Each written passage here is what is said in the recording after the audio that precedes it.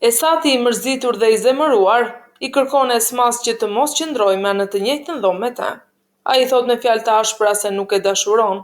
Esma me lot në sy i lutet që të mos sillet kështu dhe të mos të largojë, por Esati nuk e dëgjon dhe e nxjerr me forcë jashtë dhomës. Giani prit me padurim përgjigjen e Melekut për vendimin e saj.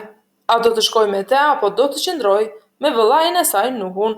Ai thot se Nuh ka treguar sjellje të dhunshme dhe se mund të vazhdojë edhe me Sevilain nëse ajo vendos të rikthehet. Melek përpiqet ta justifikojë Nuhun, duke thënë se ai do të ndryshojë, por Giani është i vendosur dhe nuk beson se Nuh mund të përmirësohet. Familjarët dëgjojnë zërat e lartë që vijnë nga dhoma dhe kuptojnë se Esati po sillet ashpër me Esman duke e larguar me forcë. Xhananin ndoryn menjëherë për të mbrojtur Esman, por Esati i irrituar e shtyn Xhananin. Duke parë këtë skenë, Bejamini ndoryn i zemëruar dhe godet Esatin duke e paralajmëruar se duhet të sillet me respekt ndaj Xhananit dhe të mos prek me askënd me dhunë. Esati i vrikkosur dhe i mbushur me inat, largohet jo vetëm nga dhoma, por edhe nga shtëpia. Esma mbetet e vetme, duke qarë me dhimbje për fatin e saj dhe për mënyrën se si po shkatërrohet marrëdhënia e tyre. Në atë moment një ajeti afrohet dhe përpiqet ta ngushëllojë, duke i qëndruar pranë e duke i qetësuar. Hikmeti rikthehet në vil dhe me një ton ironik pyet për Sumrun.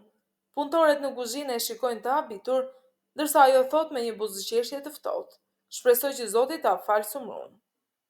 Një ajet shkon tek Sevilai për t'u interesuar për gjendjen e saj emocionale. Ai e dëgjon me kujdes dhe i kërkon që ta mendojë edhe një herë ndarjen me Nuhun, duke i thënë se ndoshta ai meriton një shans tjetër. Por Sevilai, e qetë por e vendosur, i përgjigjet se Nuhu i ka humbur tashmë çdo mundësi që kishte me të dhe se nuk ka më kthim pas. Nuhu shkon tek shtëpia e Shansalanëve dhe kërkon të flasë me Sevilain, por Bejamini dhe Xhanani e ndalojnë menjëherë në hyrje, duke mos e lejuar të afrohet. Ata i thonë me vendosmëri se ai nuk ka më asnjë të drejtë të kërkojë Sevilain dhe urdhërojnë të largohet menjëherë nga shtëpia. Por Nuhu i vendosur nuk dorëzohet dhe arrin të takojë Sevilain. Ai i kërkon me lot në sy që ta dëgjojë, duke i thënë se është thellësisht i penduar për gjithçka dhe se kërkon falje për gabimet e tij. Megjithatë, Sevilai mbetet e ftohtë dhe e vendosur. Ajo i thot se gjithçka ka marrë fund, se nuk e dashuron më dhe i lutet që të largohet përfundimisht nga jeta e saj.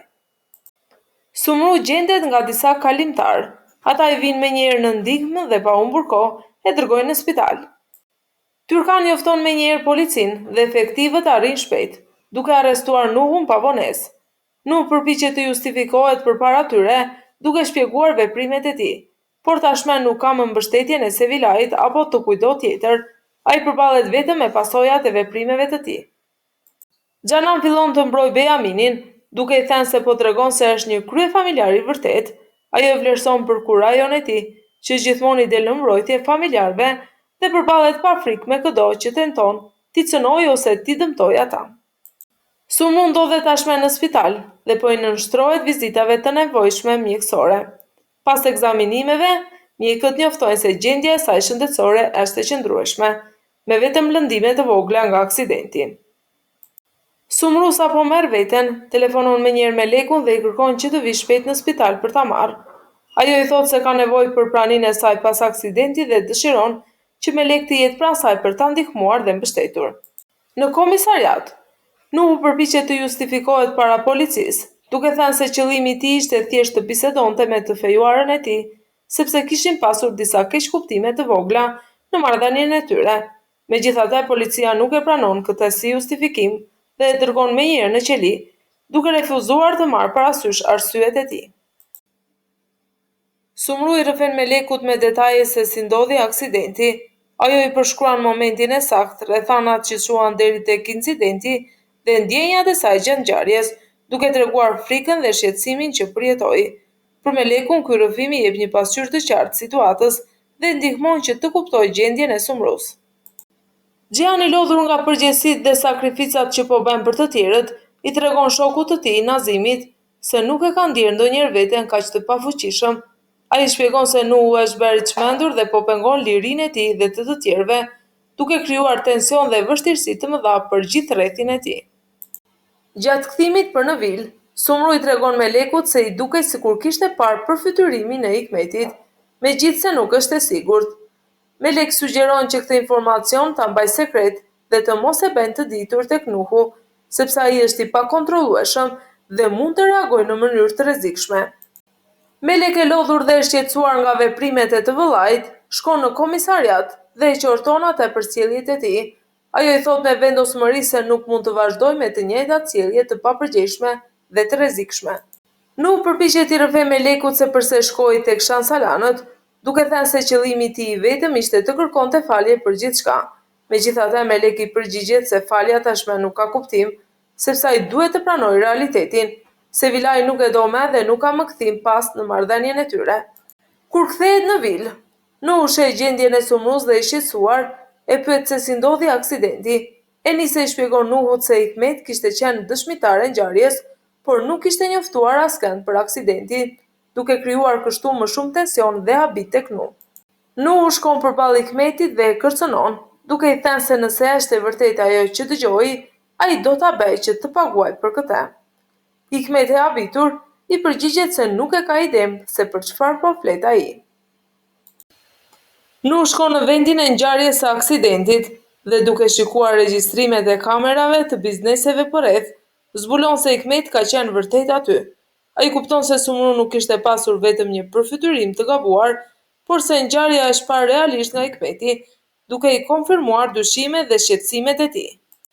Hikmet dhe Harika nisen së bashku për në Ankara, me qëllim që të qëndrojnë pranë Sametit dhe ta mbështesin në këtë periudhë të vështirë. Esma i kërkon një ajetit që të bisedojë me Esatin dhe t'i kërkojë të kthehet në shtëpi, por kur një ajet telefonon Esatin, ajo mëson se Esati po qëndron me dikë tjetër dhe i thot se nuk ka dëshirë të kthehet. Megjithatë, një ajeti përpiqet ta mbajë këtë fakt të fshehtë nga Esma për ta mbrojtur nga tronditja dhe dhimbja që do t'i shkaktonte. Tastin dhe Sumru bisedojnë së bashku përmes telefonit, duke ndarë ndjenjat e tyre me njëri tjetrin. Ata e bëjnë këtë në mënyrë të kujdesshme, duke u përpjekur ta shprehin emocionet pa zbuluar gjithçka hapur. Xhanani kërkon Bejaminit që të ketë një punë në hotel dhe të tregojë veten si një pronar i vërtet. Ndërkohë Tyrkan përpiqet të përfitojë nga mosmarrveshjet mes tyre dhe të afrohet me Bejaminin. Nuhu tashmë hakmarrës ka çuar makinën e Hikmetit në një varrez makinash, duke shkaktuar rrezik për jetën e saj. Ai e telefonon menjëherë për ta njoftuar, por papritmas sheh se në makinë ndodhet edhe Harika. I shqetësuar dhe i trembur për sigurinë e saj, Nuhu përpiqet të ndalojë shkatrimin e makinës, duke thënë se nuk ishte në dieni që Harika ishte aty dhe nuk donte që asaj t'i ndodhte asnjë gjë e keqe. Xhani vazhdon të vendosë në pozicion të vështirë Melekun, duke e sfiduar për zgjedhjen e saj mes tij dhe Nuhut. Papritmas, Hikmeti e telefonon Xhanin dhe i tregon se Nuhu ka tentuar t'i vriste atë dhe Harikën. Pas këtij informacioni, Xhan niset menjëherë në kërkim të Nuhut për t'i kërkuar llogari dhe për të ndalur çdo rrezik të mëtejshëm. Nuhu shkon në shtëpinë e Shansalanëve për t'i kërkuar falje Harikës, duke shprehur pengesë për veprimet e tij. Por Hikmet e quan atë një njeri të çmendur dhe kriminal, duke e gjykuar ashpër. Se Vilaj që ndodhet aty mbetet e tronditur dhe e shqetësuar nga këto gjëra që dëgjon për Nuhun, duke u ndier e paqartë dhe e frikësuar për situatën. Xhihani, me armë në dorë, i del përballë Nuhut dhe e kërcënon, duke i thënë se do ta vras pas gjithë atyre veprimeve të gabuara dhe dëmeve që ai ka shkaktuar. Tensioni mes tyre është maksimal dhe kërcënimi i Xhihanit e vendos Nuhun në një situatë të rrezikshme dhe të pafuqishme. Meleki del vëllait në mbrojtje dhe i kërkon Xhihanit me forcë që të mos i bëjë asgjë të keqe. Ajo i thot se, nëse ai ka ndërmend të veprojë, duhet të përballet më parë me të, duke vendosur veten si mburoj për të ndaluar çdo rrezik ndaj vëllait të saj. Sumru i shpjegon Tasinit me detaje se si ndodhi aksidenti dhe si Hikmeti ishte dëshmitar i ngjarjes, por nuk reagoi dhe nuk e njoftoi askënd pas tij. Ajo i tregon se ajo e ka lënë të shqetësuar dhe të pafuqishme, duke i shprehur ndjenjat e saj për mosveprimin e Hikmetit. Meleki i zgënjur nga Nuhu, nuk mund të kuptojë dhe të pranojë veprimet e tij. Nuhu i shpjegon se ka vepruar vetëm për të trembur Hikmetin, sepse ai kishte parë filmimet e aksidentit të Sumrus. Shpjegimi i tij nuk e bind Melekun dhe zhgënjimi i saj mbetet i thellë. Melek i tregon Sumrus videon kur nuk për pak rrezikon jetën e Hikmetit, kur Sumru shes se në regjistrimet është dhe Harika, e tronditur nga veprimet e Nuhut, i thot atij se është shumë e zhgënjur dhe largohet, duke e lënë të vetmuar dhe të përballur me pasojat e veprimeve të tij.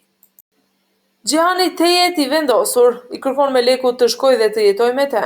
Melek i shpjegon arsyen pse nuk veproi ashtu, duke përmendur frikën dhe tensionin e situatës, por Gjihani insiston se nuk justifikohet sjellja e ashpër dhe e rrezikshme e Nuhut. Pas këtij argumenti, Melek pranon të qëndrojë pranë Gjihanit, duke zgjedhur sigurinë dhe mbrojtjen e marrëdhënies me të. Esat kthehet papritur dhe i thot Esmas me fjalë të ashpra se nuk e do më, duke i shprehur urrëtitjen jo vetëm ndaj saj, por edhe ndaj fëmijës që ajo pret. Fjalët e tij e lënë Esman të tronditur dhe të pikëlluar për situatën e vështirë që po përballet. Melek shkon dhe fillon të vendos rrobat e saj në valixhe, duke u përgatitur për të shkuar tek Gjihani. Nuk përpiqet ta ndalojë, duke i kërkuar të mos shkojë, por Melek i thot qartë se ai nuk e do lumturinë e saj dhe se ajo do të jetë pranë babait të fëmijës së saj, duke zgjedhur të jetë me dikë që e respekton dhe e mbron.